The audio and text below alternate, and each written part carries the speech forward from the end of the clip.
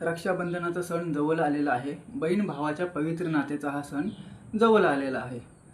तर काही जण म्हणतात की रावणासारखा भाऊ या जगात होणे शक्य नाही.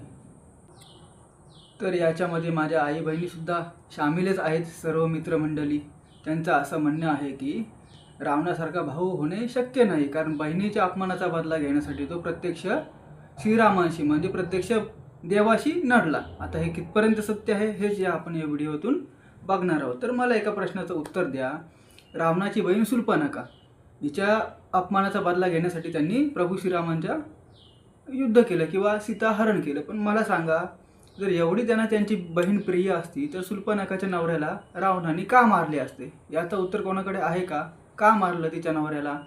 रावणाला कोणाशी काहीच घेणं देणं नव्हतं. जेव्हा शूर्पणखा म्हणाली की त्या रामाची बायको जगातली सर्वात सुंदर स्त्री आहे, तेव्हा रावण सगळ्या गोष्टी म्हणजे हे करून मोहित झाला की त्याला आपल्या लंकेचं वर्चस्व वाढवायचं होतं, की एवढी सुंदर नारी जर आपण लंकेत आणली तर लंकेचं किती भलं होईल. विशेष करून काही माता भगिनीसुद्धा म्हणतात की रावणासारखा पुरुष या जगतात होणे शक्य नाही.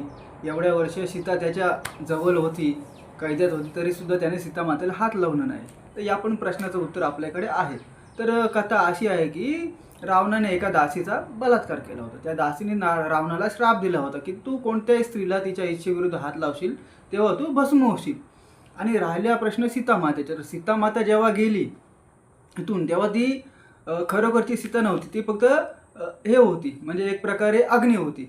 म्हणून ते सीतामाताला जर रावण हात लावत असता तर त्या रावणाचं भस्म झालं असतं. म्हणूनच सीतामातेला अग्निपरीक्षा द्यावी लागली, कारण खरोखरची सीता होती ती त्या गुफेमध्येच जिथून हरण केलं होतं तिथं होती. कारण ही सर्व देवलीला ही प्रभू श्रीरामांनी अगोदरपासूनच रचलेली होती.